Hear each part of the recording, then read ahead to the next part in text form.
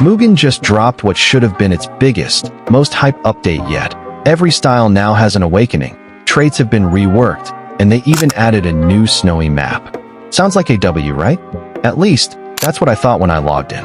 But once you actually start playing, you realize real quick that this update is all flash, no function. Let's start with the awakenings, the main selling point of the whole patch. Most of them are either broken, completely bugged, or just plain useless.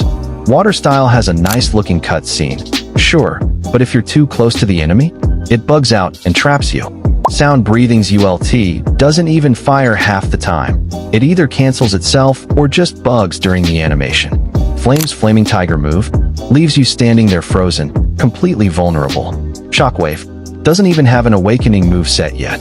Zenitsu's entire style is glitched and borderline unplayable in awakening mode.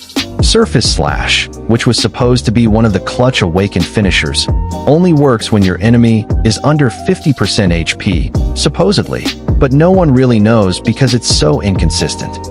Most awakenings don't give you anything new, no damage boost, no ability changes, not even a stat buff you'd actually notice.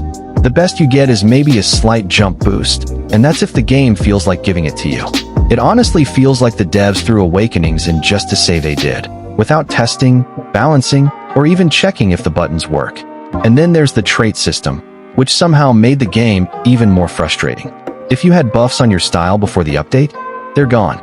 You have to spin all over again to get them back, which makes no sense. Why take away something people already earned? And now you can mix traits and marks however you want.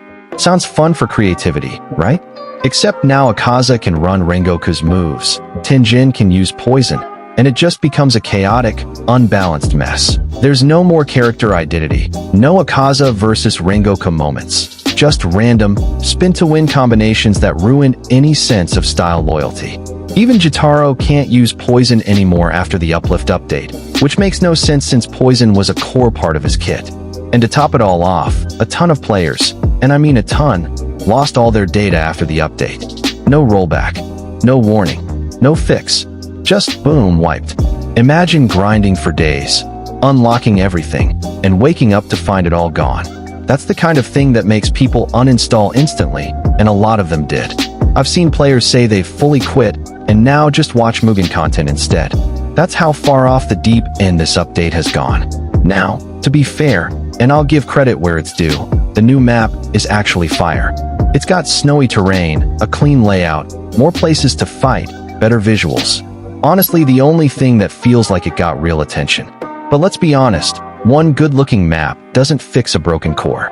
This whole update feels rushed, sloppy, and totally out of sync with what the community actually wanted.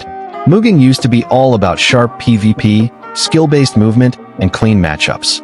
Now it's bugged awakenings, glitchy ultimates, RNG-heavy traits, and spin systems that feel like cash grabs.